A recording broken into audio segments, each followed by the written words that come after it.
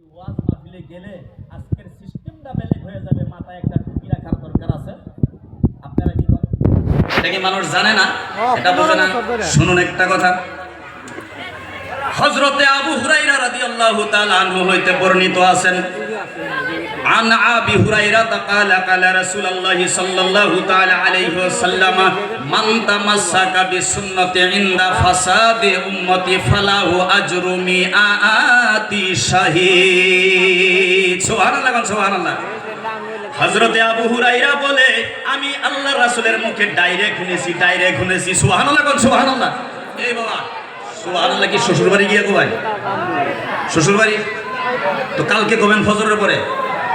আবু হুরায়রা রাদিয়াল্লাহু তাআলা আনহু বলেন, আমি আল্লাহর রাসূলের মুখে ডাইরেক্ট শুনেছি, আল্লাহর রাসূল বলেছে এমন এক জামানা হয়ে যাবে, ওই জামানার ভিতরে আমার উম্মতের ভিতরে ফাসাদ সৃষ্টি হয়ে যাবে, ফাসাদ সৃষ্টি হবে।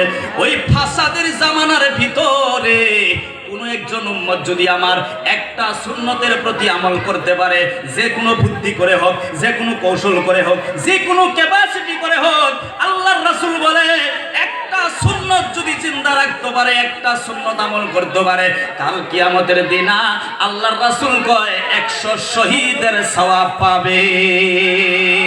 নারে তাকবীর, নারে রিসালাত। আল্লাহর রাসূল বলেছে এই ফাসাদের জামানার ভিতরে একটা সুন্নত যে জিন্দা রাখতে পারবে, একটা সুন্নত 100 শহীদের সওয়াব পাবে। সুবহানাল্লাহ।